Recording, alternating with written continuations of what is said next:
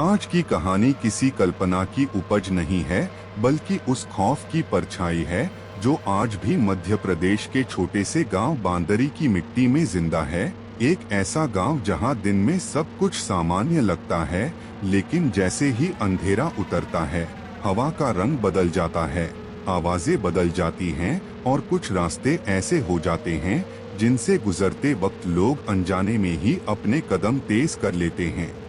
क्योंकि उस गांव के किनारे एक टूटी हुई झोपड़ी खड़ी है और उस झोपड़ी के बारे में हर कोई बस एक ही बात कहता है, उसके पास मत जाना, अंदर तो बिल्कुल भी मत जाना।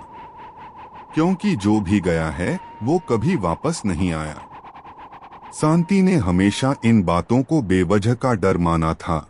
उसे लगता था कि लोग अपनी कहानियों से खुद को डराते हैं और फिर उसी डर में जीते रहते हैं। लेकिन उसके अंदर एक अलग ही जिद थी, हर उस चीज को देखने की, समझने की जिससे बाकी लोग डरते थे।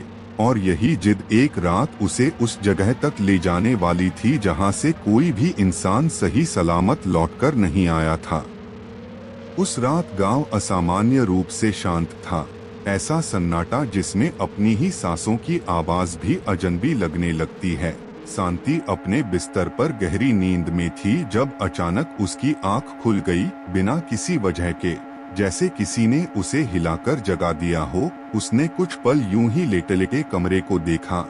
सब कुछ सामान्य था, लेकिन दिल की धड़कन सामान्य नहीं थी। वो तेज हो रही थी, जैसे शरीर को किसी आने वाले खतरे का पहले ही एहसास हो गया हो। तभी उसे अपने घर के बाहर आंगन में किसी के चलने की आवाज सुनाई दी, बहुत धीमी लेकिन बिल्कुल साफ, जैसे कोई नंगे पांव मिट्टी पर कदम रख रहा हो। हर कदम के साथ मिट्टी हल्की सी दबती हुई महसूस हो रही थी। शांति ने पहले सोचा कि कोई जानवर होगा, लेकिन वो आवाज बहुत सधी हुई थी, किसी इंसान के चलने जैसी। उसने धीरे से उठकर खिड़की की तरफ कदम बढ़ाए और पर्दे को थोड़ा सा हटाकर बाहर झांका, और उसी पल उसका गला सूख गया। क्योंकि बाहर कोई दिखाई नहीं दे रहा था, लेकिन मिट्टी पर ताजे पैरों के निशान बन रहे थे, एक एक कदम जैसे किसी अदृश्य चीज के होने का सबूत दे रहा हो। वो निशान सीधे उसके दरवाजे की तरफ बढ़ रहे थे और हर नया निशान पहले से ज्यादा गहरा दिख रहा था। शांति की उंगलियां ठंडी पड़ गईं। उसका दिमाग समझ नहीं पा रहा था कि वो क्या देख रही है। तभी अचानक दरवाजे पर बहुत हल्की सी दस्तक हुई, इतनी हल्की कि अगर पूरा सन्नाटा न होता तो शायद वो सुन भी नहीं पाती। उसके पैरों ने जैसे जमीन पकड़ ली। वो कुछ सेकंड तक वहीं खड़ी रही और फिर धीरे धीरे दरवाजे की तरफ बढ़ी। हर कदम भारी लग रहा था, जैसे कोई अदृश्य ताकत उसे पीछे खींच रही हो, लेकिन उसकी जिज्ञासा उसे आगे धकेल रही थी। उसने दरवाजे के पास पहुंचकर बहुत धीमी आवाज में पूछा, कौन है? लेकिन बाहर से कोई जवाब नहीं आया, सिर्फ एक गहरी खामोशी जो उसके कानों में दबाव डाल रही थी। अगले ही पल उसकी नजर दरवाजे के नीचे की पतली दरार पर पड़ी और उसने जो देखा उससे उसका पूरा शरीर सुन्न हो गया। दरवाजे के ठीक सामने दो पैर खड़े थे, काले, गीले और मिट्टी से सने हुए, जैसे किसी ने अभी अभी दलदल से बाहर कदम रखा हो। वो पैर बिल्कुल स्थिर थे, हिल नहीं रहे थे, जैसे बस उसका इंतजार कर रहे हों। शांति का दिल इतनी तेजी से धड़कने लगा कि उसे लगा वो आवाज बाहर तक सुनाई दे रही होगी।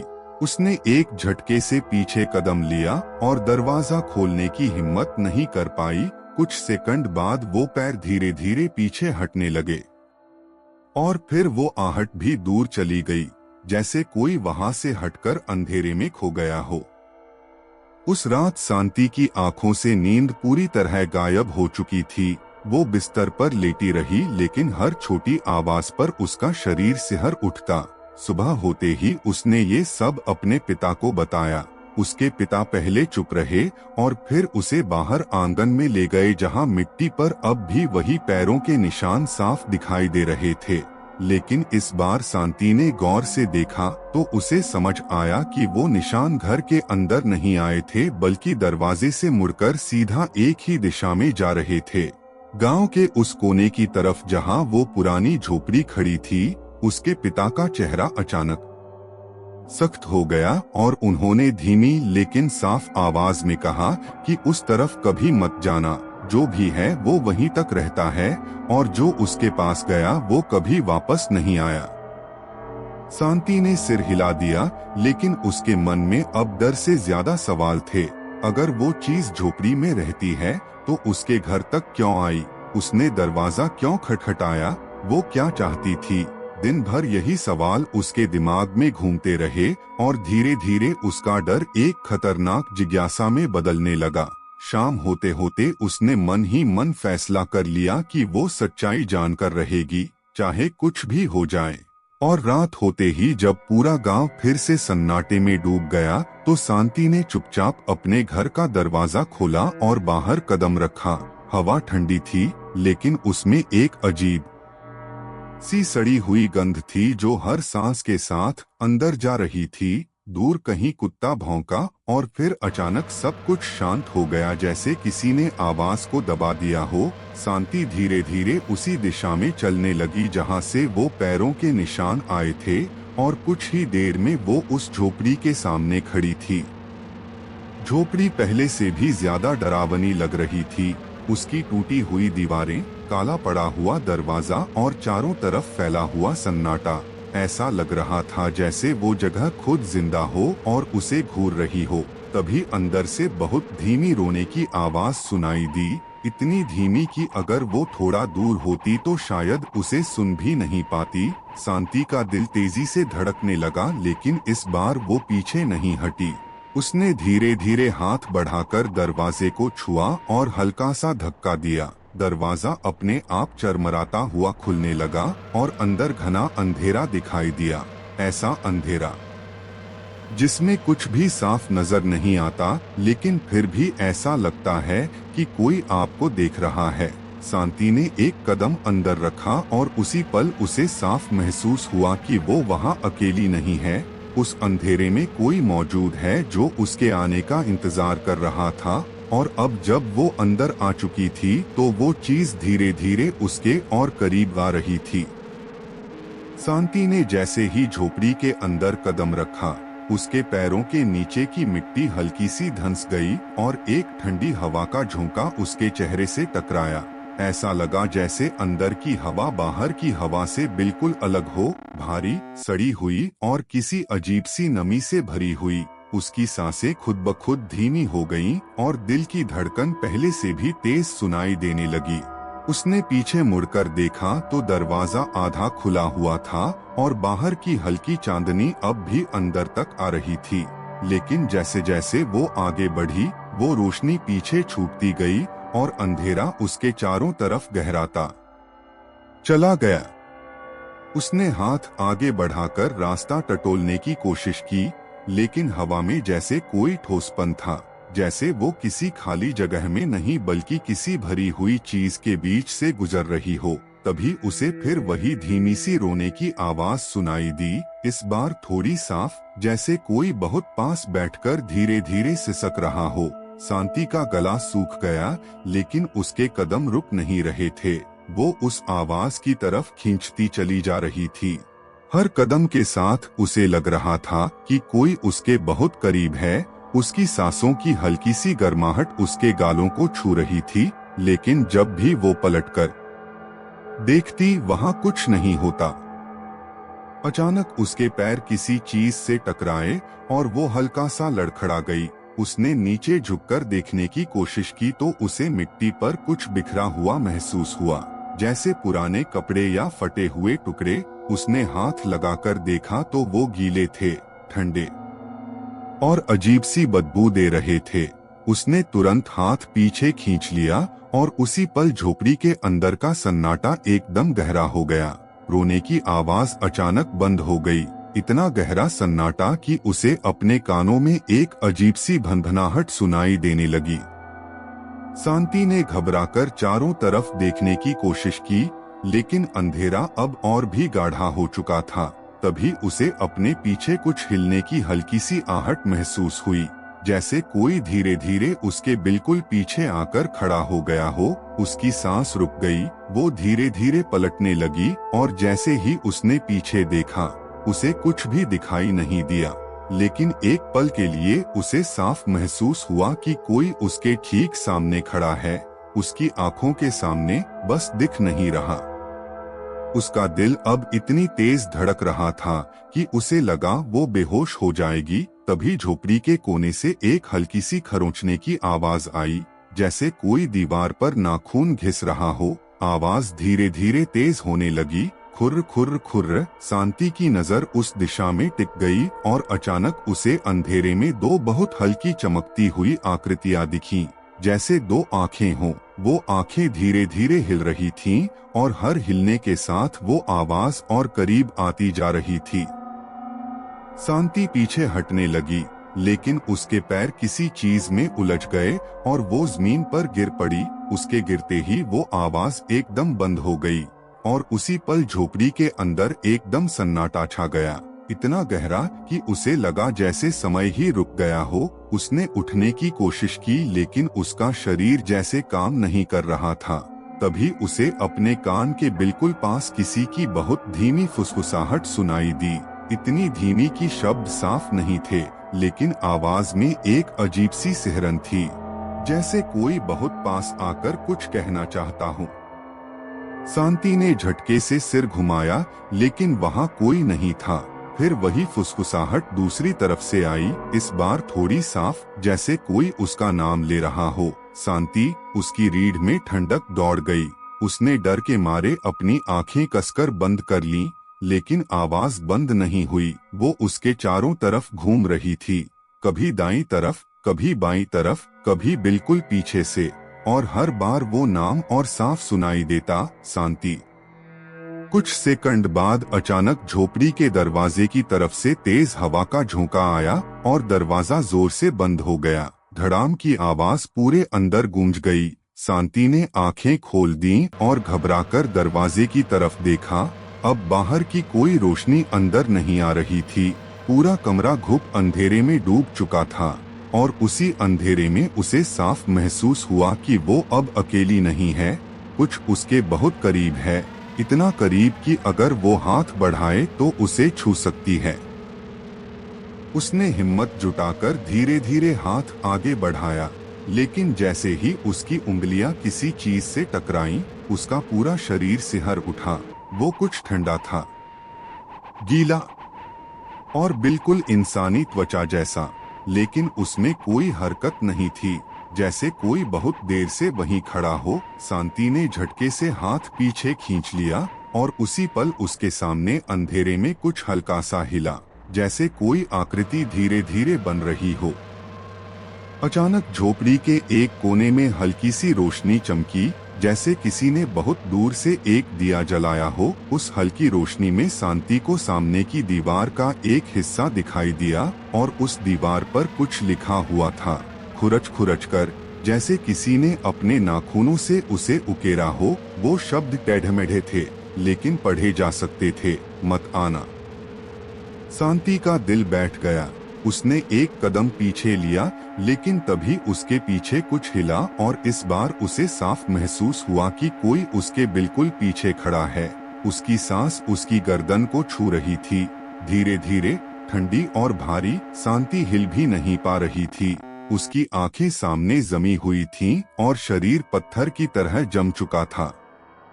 तभी उसके कान के बिल्कुल पास वही आवाज फिर से आई, लेकिन इस बार वो फुसफुसाहट नहीं थी, बल्कि एक धीमी, टूटी हुई आवाज थी, जैसे किसी का गला दबा हुआ हो। तू वापस नहीं जाएगी।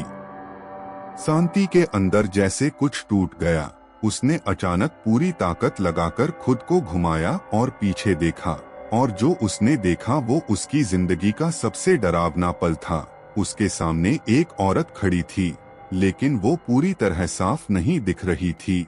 उसका शरीर जैसे धुंध में लिपटा हुआ था। चेहरे पर कोई साफ आकृति नहीं थी, बस दो गहरी, काली जगहें जहां आंखें होनी चाहिए थीं, और उसके पूरे शरीर से मिट्टी और पानी टपक रहा था, जैसे वो अभी अभी जमीन के अंदर से बाहर निकली हो।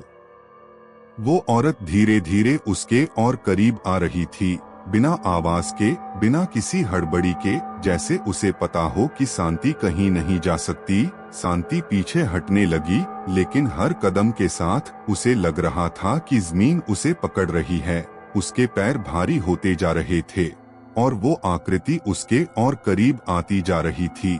उसकी ठंडी मौजूदगी अब पूरी तरह शांति को घेर चुकी थी। तभी अचानक झोपड़ी के बाहर से किसी के जोर से पुकारने की आवाज आई, शांति। उस आवाज ने जैसे एक पल के लिए सब कुछ रोक दिया। वो आकृति वहीं ठहर गई और शांति को एक मौका मिला। उसने पूरी ताकत से खुद को पीछे खींचा और दरवाजे की तरफ भागी। उसके हाथों ने अंधेरे में दरवाजे को टटोला और जैसे ही उसने उसे धक्का दिया, दरवाजा अचानक खुल गया और बाहर की ठंडी हवा अंदर आ गई। शांति बिना पीछे देखे भागती चली गई। उसके कानों में अब भी वही धीमी हंसी गूंज रही थी जो झोपड़ी के अंदर से आ रही थी। और जैसे ही वो झोपड़ी से दूर हुई, उसे एक बार फिर साफ महसूस हुआ कि कोई उसके पीछे पीछे चल रहा है, बिल्कुल वैसे ही जैसे पिछली रात उसके घर के बाहर चला था। हर कदम के साथ मिट्टी पर पड़ती आहट अब उसके अपने कदमों से अलग पहचानी जा सकती थी, भारी और धीमी, जैसे कोई जानबूझकर उसके साथ कदम मिला रहा हो। शांति ने अपनी रफ्तार और तेज कर दी, लेकिन वो आहट भी उतनी ही तेज हो गई, जैसे वो चीज उसे छोड़ना ही नहीं चाहती। उसके सीने में सांसें जलने लगी थीं, गला सूख चुका था और आंखों के सामने रास्ता धुंधला पड़ने लगा था, लेकिन डर उसे आगे धकेलता जा रहा था। गांव के घर अब सामने दिखने लगे थे। कुछ दूर पर उसका अपना आंगन भी दिखाई दे रहा था। उसे लगा बस कुछ कदम और वो सुरक्षित हो जाएगी, लेकिन तभी उसके पीछे चल रही आहट अचानक रुक गई, एकदम से, जैसे किसी ने उसे वहीं रोक दिया हो। शांति के पैर खुद ब खुद धीमे हो गए। उसका दिल अब भी जोर से धड़क रहा था, लेकिन उस सन्नाटे में एक अजीब सी खालीपन की आवाज थी। उसने एक पल के लिए सोचा कि पीछे मुड़कर देखे, लेकिन उसके अंदर कुछ उसे मना कर रहा था, जैसे कोई अदृश्य चेतावनी हो कि अगर उसने पीछे देखा तो कुछ ऐसा दिखाई देगा जो उसकी पूरी दुनिया बदल देगा। वो सीधे अपने घर के अंदर घुसी और दरवाजा बंद कर दिया। कुंडी चढ़ाते समय उसके हाथ कांप रहे थे। उसने एक पल के लिए दरवाजे से कान लगाकर सुना। बाहर सब कुछ शांत था, इतनी शांति कि उसे खुद पर शक होने लगा कि जो कुछ हुआ वो सच था या उसके दिमाग का खेल। लेकिन अगले ही पल दरवाजे के नीचे की दरार से फिर वही दृश्य दिखाई दिया जिसने उसकी सारी उम्मीदें तोड़ दी। मिट्टी पर दो गीले काले पैर धीरे धीरे दरवाजे के सामने आकर रुक गए, बिल्कुल उसी तरह जैसे पिछली रात। इस बार वो पैर हिल नहीं रहे थे, बस वहीं खड़े थे, जैसे इंतजार कर रहे हों कि शांति दरवाजा खोले। शांति का पूरा शरीर जम गया। उसने सांस तक रोक ली। कुछ सेकंड ऐसे ही बीत गए और फिर उन पैरों के साथ साथ दरवाजे पर बहुत धीमी खरोंचने की आवाज शुरू हो गई, जैसे कोई अपने नाखूनों से लकड़ी को कुरेद रहा हो। आवाज धीरे धीरे तेज होने लगी, खुर्र खुर्र खुर्र। हर खरोंच के साथ शांति का दिल और तेजी से धड़कने लगा। उसे लग रहा था कि दरवाजा कभी भी टूट सकता है, लेकिन अचानक वो आवाज बंद हो गई और फिर वही फुसफुसाहट उसके कानों तक पहुंची। इस बार दरवाजे के बाहर से, बहुत धीमी लेकिन साफ, शांति। उसने अपनी आंखें कसकर बंद कर ली। उसके अंदर डर अब एक अलग रूप ले चुका था, जैसे वो चीज सिर्फ उसे डराना नहीं चाहती बल्कि उसे अपने साथ खींचना चाहती हो। कुछ पल बाद बाहर फिर से सन्नाटा छा गया और धीरे धीरे वो पैर भी दरवाजे से हट गए। लेकिन इस बार शांति को राहत नहीं मिली, क्योंकि उसे साफ महसूस हो रहा था कि वो चीज कहीं गई नहीं है, बस आसपास ही है, उसकी हर हरकत को देख रही है। पूरी रात शांति को नींद नहीं आई। वो बिस्तर पर बैठी रही, कभी दरवाजे को देखती, कभी खिड़की को, और हर बार उसे ऐसा लगता जैसे कोई बाहर खड़ा होकर उसे घूर रहा है। सुबह की हल्की रोशनी जैसे ही कमरे में आई, उसके शरीर में थोड़ी ढील आई, लेकिन दिमाग अब भी उसी डर में फंसा हुआ था। उसने तय किया कि वो ये बात किसी और को बताएगी, क्योंकि अब ये सिर्फ जिज्ञासा नहीं रह गई थी, ये कुछ ऐसा था जो उसकी जिंदगी को खत्म कर सकता था। वो गांव के सबसे बूढ़े आदमी के पास गई, जिसे सब लोग पुराने किस्सों और अजीब घटनाओं का जानकार मानते थे। उसका नाम कोई सीधे नहीं लेता था, बस लोग उसे बाबा कहकर बुलाते थे। शांति ने कांपती आवाज में उसे पूरी बात बताई, झोपड़ी के अंदर जो उसने देखा, वो औरत, वो आवाज, और रात को उसके घर तक आने वाली वो आहट। बाबा कुछ देर तक चुप रहे, उनकी आंखें शांति के चेहरे पर टिकी हुई थीं, जैसे वो उसकी बातों के पीछे छुपी सच्चाई को परख रहे हों। कुछ देर बाद उन्होंने धीरे से कहा कि जो तूने देखा है वो कोई साधारण चीज नहीं है। वो झोपड़ी सिर्फ एक जगह नहीं है, वो एक दरवाजा है, और जो उसके अंदर रहता है वो बाहर आने के लिए किसी का इंतजार करता है, किसी ऐसे इंसान का जो खुद उसके पास जाए, उसे देखे और उसके डर को अपने अंदर जगह दे। शांति की सांस अटक गई। उसने धीरे से पूछा कि क्या वो चीज अब उसके पीछे आ चुकी है। बाबा ने बिना हिचकिचाए सिर हिला दिया और कहा कि अब वो तुझे छोड़ने वाली नहीं है। शांति का गला सूख गया। उसने पूछा कि उससे बचने का कोई तरीका है या नहीं। बाबा ने गहरी सांस ली और धीरे से कहा कि एक तरीका है, लेकिन वो आसान नहीं है, और अगर तूने जरा भी गलती की तो वो चीज तुझे पूरी तरह अपने अंदर खींच लेगी। शांति ने बिना सोचे कहा कि वो कुछ भी करने को तैयार है, बस उसे इस डर से छुटकारा चाहिए। बाबा ने उसकी तरफ देखा और बहुत धीमी आवाज में कहा कि आज रात तुझे फिर उस झोपड़ी में जाना होगा, लेकिन इस बार अकेले नहीं, अपने डर के साथ, क्योंकि जो भी वहाँ है वो तेरे डर से ही ताकत ले रहा है। शांति के शरीर में एक ठंडी लहर दौड़ गई, लेकिन अब उसके पास कोई और रास्ता नहीं था। उसने सिर हिलाया और वापस अपने घर की तरफ चल पड़ी। दिन भर उसका मन अशांत रहा। हर आवाज उसे चौंका देती, हर परछाई उसे किसी के होने का एहसास कराती, और जैसे जैसे शाम करीब आती गई, उसका डर बढ़ता गया। लेकिन साथ ही एक अजीब सी मजबूरी भी थी, जैसे कोई उसे उस झोपड़ी की तरफ फिर से खींच रहा हो। रात होते ही हवा फिर से भारी हो गई। वही सड़ी हुई गंध, वही सन्नाटा। शांति ने धीरे धीरे अपने घर का दरवाजा खोला और बाहर कदम रखा। इस बार उसके कदम पहले से ज्यादा भारी थे, लेकिन वो रुकी नहीं। वो सीधे उसी रास्ते पर चल पड़ी जो उसे फिर से उस झोपड़ी तक ले जाने वाला था। दूर से ही झोपड़ी पहले की तरह अंधेरे में डूबी दिखाई दे रही थी, लेकिन इस बार उसमें कुछ अलग था, जैसे वो उसका इंतजार कर रही हो।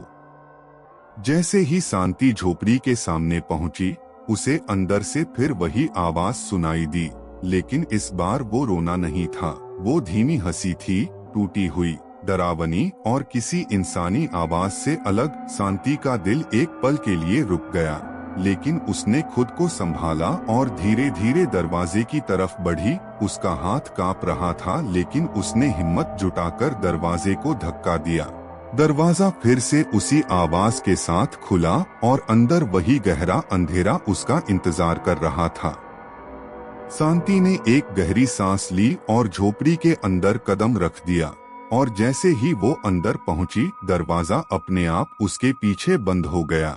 इस बार उससे पहले कि वो कुछ समझ पाती, अंधेरे में कहीं से वही आवाज आई, लेकिन इस बार वो सिर्फ उसका नाम नहीं ले रही थी, बल्कि कुछ और कह रही थी। अब तू वापस नहीं जाएगी। ये शब्द जैसे ही अंधेरे में गूंजे, शांति के अंदर कुछ टूटता हुआ महसूस हुआ। उसकी सांसें अचानक भारी हो गईं और सीना ऐसे उठने गिरने लगा जैसे हवा अंदर जा ही नहीं रही हो। उसने दरवाजे की तरफ भागने की कोशिश की, लेकिन उसके पैर जैसे जमीन में धंस गए थे। वो एक कदम भी आगे नहीं बढ़ पा रही थी। तभी उसे महसूस हुआ कि उसके चारों तरफ की हवा बदल रही है। पहले जो सन्नाटा था अब वो धीरे धीरे किसी अजीब सी सरसराहट में बदलने लगा था, जैसे बहुत सारी आवाजें एक साथ बहुत धीमे धीमे कुछ बोल रही हों, लेकिन शब्द समझ में नहीं आ रहे थे। बस एक दबाव था जो उसके कानों और दिमाग पर चढ़ता जा रहा था। शांति ने खुद को संभालने की कोशिश की और आंखें फाड़कर अंधेरे में देखने लगी। तभी अचानक उसे महसूस हुआ कि उसके सामने कोई खड़ा है, बहुत करीब, इतना करीब कि उसकी ठंडी मौजूदगी उसके चेहरे को छू रही थी, लेकिन वो अब भी दिखाई नहीं दे रहा था। उसका दिल जोर जोर से धड़क रहा था और शरीर कांप रहा था। तभी धीरे धीरे अंधेरे में एक आकृति बनने लगी, पहले बस धुंधसी, फिर एक इंसानी आकार और फिर वही औरत। लेकिन इस बार वो पहले से ज्यादा साफ थी। उसका चेहरा अब भी अधूरा था, जैसे किसी ने उसे पूरा बनने से पहले ही रोक दिया हो, लेकिन उसकी आंखों की जगह अब गहरे काले गड्ढे साफ दिखाई दे रहे थे और उन गड्ढों से जैसे कोई उसे अंदर खींच रहा था। शांति पीछे हटना चाहती थी, लेकिन उसके पैर अब भी वहीं जमे हुए थे। वो औरत धीरे धीरे उसके और करीब आई। उसकी चाल में कोई जल्दी नहीं थी, जैसे उसे पूरा यकीन हो कि शांति कहीं नहीं जा सकती। उसकी हर हरकत के साथ झोपड़ी के अंदर की हवा और ठंडी होती जा रही थी। शांति के हाथ सुन्न होने लगे, उंगलियां जैसे पत्थर बन गई थीं, और उसी पल उसे अपने पीछे कुछ और हरकत महसूस हुई, जैसे वो अकेली उस औरत के साथ नहीं बल्कि कई और चीजों के बीच खड़ी हो। अचानक झोपड़ी की दीवारों पर हल्की हल्की खरोंचें उभरने लगीं, जैसे किसी ने अंदर से उन्हें नाखूनों से कुरेदना शुरू कर दिया हो। वो आवाज चारों तरफ फैल गई, खुर्र खुर्र खुर्र, और हर खरोंच के साथ शांति के सिर में दर्द बढ़ने लगा। उसे ऐसा लग रहा था जैसे वो आवाज उसके दिमाग के अंदर हो रही हो। उसने अपने कान बंद करने की कोशिश की, लेकिन कोई फर्क नहीं पड़ा। तभी अचानक वो औरत उसके बिल्कुल सामने आकर रुक गई और बहुत धीमी टूटी हुई आवाज में बोली, तू खुद आई है। शांति की आंखों से आंसू बहने लगे, लेकिन उसकी आवाज गले में ही अटक गई। वो कुछ कह नहीं पा रही थी। तभी उस औरत ने अपना ठंडा हाथ धीरे धीरे शांति के चेहरे की तरफ बढ़ाया। उसकी उंगलियां लंबी और असामान्य थीं, जैसे इंसानी ना होकर किसी और चीज की हो। जैसे ही वो हाथ शांति के गाल को छूने वाला था, अचानक झोपड़ी के अंदर एक तेज झटका सा महसूस हुआ, जैसे जमीन के नीचे कुछ हिला हो, और उसी पल वो औरत एक पल के लिए पीछे हट गई। शांति को जैसे एक छोटा सा मौका मिला। उसने पूरी ताकत लगाकर अपने पैरों को जमीन से छुड़ाने की कोशिश की और इस बार उसके पैर थोड़ा सा हिले। उसने बिना देर किए एक कदम पीछे लिया, फिर दूसरा, लेकिन तभी उसके पीछे से किसी ने उसका कंधा पकड़ लिया। पकड़ इतनी ठंडी और मजबूत थी कि उसकी चीख निकल गई। उसने पीछे मुड़कर देखा, लेकिन वहाँ कोई साफ आकृति नहीं थी, बस एक धुंधली सी छाया जो उसके कंधे को जकड़े हुए थी। और उसी समय सामने खड़ी औरत फिर से उसके करीब आने लगी। अब शांति चारों तरफ से घिर चुकी थी। आगे वो औरत, पीछे वो छाया, और चारों तरफ वो खरोंचने की आवाजें जो अब और तेज हो चुकी थीं। उसका सिर चकराने लगा, आंखों के सामने सब कुछ धुंधला पड़ने लगा। तभी अचानक उसे बाबा की बात याद आई, अपने डर के साथ अंदर जाना, क्योंकि वही डर उसे कमजोर बना रहा है। शांति ने एक पल के लिए अपनी आंखें बंद की और खुद को संभालने की कोशिश की। उसकी सांसें अब भी तेज थीं, लेकिन उसने खुद को भागने से रोका। उसने धीरे धीरे अपनी आंखें खोलीं और सामने खड़ी उस औरत की तरफ देखा। इस बार उसकी आंखों में सिर्फ डर नहीं था, एक अजीब सी जिद भी थी। उसने कांपती आवाज में कहा, तू क्या चाहती है? उसकी आवाज बहुत धीमी थी, लेकिन झोपड़ी के अंदर जैसे गूंज गई। कुछ सेकंड तक सब कुछ रुक गया, खरोंचने की आवाज भी, वो सरसराहट भी, और वो औरत भी वहीं ठहर गई। फिर धीरे धीरे उस औरत का चेहरा और साफ होने लगा। जैसे अंधेरा खुद हट रहा हो, और पहली बार शांति को उसमें कुछ दिखाई दिया। वो चेहरा पूरी तरह डरावना नहीं था, उसमें दर्द था, गहरा पुराना दर्द। उसकी आवाज फिर से आई, इस बार पहले से थोड़ी साफ, मुझे बाहर जाना है। शांति का दिल एक पल के लिए रुक गया। उसने समझने की कोशिश की कि वो क्या कह रही है। तभी झोपड़ी के कोनों से वो सरसराहट फिर से शुरू हो गई, लेकिन इस बार उसमें एक अलगसी बेचैनी थी, जैसे बाकी चीजें इस बात से खुश नहीं थीं। वो छाया जो उसके पीछे थी अब और कसकर उसे पकड़ने लगी, जैसे उसे रोकना चाहती हो, और सामने खड़ी वो औरत एक कदम और आगे बढ़ी। तू मेरी जगह आएगी। ये शब्द सुनते ही शांति के पैरों तले जमीन खिसक गई। उसका दिमाग सुन्न हो गया।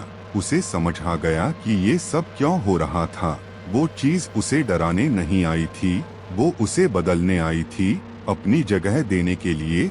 और जो भी उससे पहले इस झोपड़ी में गया था, वो शायद इसी वजह से कभी वापस नहीं आया। शांति ने जोर से सिर हिलाया और पीछे हटने की कोशिश की, लेकिन अब देर हो चुकी थी। झोपड़ी के अंदर का अंधेरा जैसे जिंदा हो चुका था। वो उसके चारों तरफ घूमने लगा, उसे जकड़ने लगा, उसके पैरों से ऊपर चढ़ता हुआ, उसके हाथों को पकड़ता हुआ। और उसी पल सामने खड़ी वो औरत अपना हाथ आगे बढ़ाते हुए धीरे धीरे उसके बिल्कुल करीब आ गई। उसकी ठंडी उंगलियां अब शांति के माथे को छूने ही वाली थीं। और जैसे ही वो स्पर्श हुआ, शांति के दिमाग में अचानक अनगिनत तस्वीरें दौड़ने लगी, अजीब, डरावनी और असहनीय, जैसे वो किसी और की जिंदगी देख रही हो, किसी ऐसे इंसान की जो इस झोपड़ी में बहुत पहले आया था और फिर कभी बाहर नहीं जा सका। उसकी सांस रुकने लगी, आंखों के सामने अंधेरा छाने लगा, और उसी पल उसे महसूस हुआ कि उसकी अपनी चेतना धीरे धीरे उससे छिन रही है, जैसे कोई उसे अंदर से खाली कर रहा हो। लेकिन ठीक उसी क्षण उसके अंदर कुछ और भी जागा। एक आखिरी कोशिश, एक आखिरी विरोध। उसने पूरी ताकत से अपने हाथ उस औरत से छुड़ाने की कोशिश की, और उसी झटके में झोपड़ी के अंदर कुछ जोर से गूंजा, जैसे कोई चीज टूट गई हो। वो औरत एक पल के लिए पीछे हटी और शांति जमीन पर गिर पड़ी। उसकी सांसें तेज तेज चल रही थीं और आंखें धुंधली हो चुकी थीं, लेकिन उसे साफ महसूस हो रहा था कि ये खत्म नहीं हुआ है, ये तो बस शुरुआत है। क्योंकि अब वो चीज सिर्फ झोपड़ी के अंदर नहीं थी, वो उसके अंदर भी आ चुकी थी। शांति जमीन पर पड़ी रही, उसके कानों में अजीब सी गूंज भर गई थी और सिर के अंदर जैसे कोई दूसरी आवाज जाग गई थी। वो आवाज उसकी अपनी नहीं थी, लेकिन उसके ही भीतर से उठ रही थी, धीमी, टूटी हुई और बेहद ठंडी, जैसे किसी ने उसकी सोच के बीच अपनी जगह बना ली हो। उसने उठने की कोशिश की, लेकिन शरीर उसका साथ नहीं दे रहा था। हाथ कांप रहे थे और उंगलियों में जान नहीं थी। तभी अचानक उसके सामने अंधेरे में वो औरत फिर से उभरने लगी, लेकिन इस बार उसका चेहरा पहले जैसा धुंधला नहीं था, बल्कि साफ दिख रहा था। और उसे देखकर शांति का दिल एक पल के लिए थम गया, क्योंकि वो चेहरा उसका अपना था। शांति ने घबराकर अपनी आंखें मल लीं, लेकिन दृश्य नहीं बदला। सामने वही चेहरा था, वही आंखें, वही हाव भाव, बस उनमें एक अजीब सी खालीपन था, जैसे आत्मा निकाल ली गई हो। और उसी पल उसके दिमाग में तेजी से कुछ तस्वीरें चमकी, जैसे कोई उसकी यादों को खंगाल रहा हो। उसने खुद को उसी झोपड़ी के अंदर देखा, लेकिन वो आज की रात नहीं थी, वो कोई और समय था, कोई और पल, जहां वो पहले भी यहां आ चुकी थी। और उसी झटके में उसे एक सच्चाई का एहसास हुआ जो उसके पूरे अस्तित्व को हिला देने के लिए काफी था। शांति ने कभी इस झोपड़ी में पहली बार कदम नहीं रखा था। वो यहाँ पहले भी आ चुकी थी और शायद कभी वापस गई ही नहीं थी। उसका दिमाग जैसे फटने लगा, यादें उलझने लगीं। उसे अपने घर का आंगन याद आया, अपने पिता की आवाज, गांव की गलियां। लेकिन उन सब के बीच एक खालीपन था, जैसे कुछ हिस्से गायब हों, जैसे उसकी जिंदगी के कुछ टुकड़े किसी ने निकाल दिए हों। और फिर धीरे धीरे वो तस्वीर साफ होने लगी। उसे वो रात याद आई जब वो पहली बार यहाँ आई थी। वही जिज्ञासा, वही कदम, वही दरवाजा। और फिर उसके बाद कुछ भी नहीं, सिर्फ अंधेरा। सामने खड़ी उसकी ही आकृति धीरे धीरे मुस्कुराने लगी। वो मुस्कान इंसानी नहीं थी, उसमें एक अजीब सी क्रूरता थी। उसने बहुत धीमी आवाज में कहा, तू कभी गई ही नहीं। शांति का शरीर ठंडा पड़ गया। उसके अंदर जो आवाज थी वो अब और तेज हो गई, जैसे दो अलग अलग चेतनाएं एक ही शरीर में जगह के लिए लड़ रही हों। उसे समझ आ गया कि वो जो अब तक खुद को समझ रही थी, वो असल में वही नहीं थी। वो सिर्फ एक हिस्सा थी, या शायद एक परछाई। झोपड़ी के अंदर की दीवारें धीरे धीरे बदलने लगी। वो पुरानी नहीं लग रही थीं, बल्कि उनमें हल्की हल्की हरकत दिखाई देने लगी, जैसे वो सांस ले रही हों। और उन दीवारों के बीच उसे कई और आकृतियां दिखाई दी, धुंधली, टूटी हुई, जैसे और भी लोग हों जो कभी यहाँ आए थे और अब इसी अंधेरे का हिस्सा बन चुके थे। उनकी आंखें खाली थीं और चेहरे पर वही भाव था, कैद होने का, खत्म हो जाने का। शांति ने आखिरी बार खुद को संभालने की कोशिश की। उसने पूरी ताकत से चिल्लाना चाहा, लेकिन उसकी आवाज बाहर नहीं निकली। तभी सामने खड़ी उसकी ही परछाई एकदम उसके करीब आ गई और उसके कान के पास आकर फुसफुसाई, अब तू समझ गई, अब तू ही रहेगी। उसी पल शांति को महसूस हुआ कि उसके अंदर कुछ खिंच रहा है, जैसे उसकी चेतना को धीरे धीरे बाहर निकाला जा रहा हो और वो दूसरी चीज, वो असली कुछ, उसकी जगह ले रही हो। उसकी आंखों के सामने अंधेरा छाने लगा, शरीर सुन्न होता गया और आखिरी बार उसने झोपड़ी के दरवाजे की तरफ देखा। लेकिन अब वहां कोई रास्ता नहीं था, सिर्फ दीवार थी, बंद, ठंडी और अचल। और उसी पल सब कुछ खत्म हो गया। सुबह जब बांदरी गांव में सूरज उगा तो सब कुछ सामान्य दिख रहा था। लोग अपने काम में लगे हुए थे, जैसे कुछ हुआ ही नहीं हो। लेकिन गांव के उस कोने में खड़ी झोपड़ी अब भी वही थी, पहले की तरह शांत और खामोश, मानो रात की सारी डरावनी घटनाएं उसी के भीतर दबकर रह गई हों। कुछ देर बाद गांव की एक और लड़की उस रास्ते से गुजरी। उसने झोपड़ी की तरफ देखा और एक पल के लिए रुक गई। उसे अंदर से बहुत हल्की सी आवाज सुनाई दी, जैसे कोई उसे धीरे धीरे पुकार रहा हो। शांति, उस आवाज में एक अजीब सी खींच थी, एक ऐसी बेचैनी जो कदमों को अपने आप आगे बढ़ा देती है। उस लड़की के चेहरे पर हल्की सी जिज्ञासा आई और उसने बिना सोचे एक कदम झोपड़ी की तरफ बढ़ा दिया। और झोपड़ी के अंदर गहरे अंधेरे के बीच अब कोई खड़ा था जो बिल्कुल शांति जैसा दिखता था, लेकिन उसकी आंखें पूरी तरह काली थीं और वो चुपचाप उसी दरवाजे की तरफ देख रहा था जहां से अगला शिकार अंदर आने वाला था।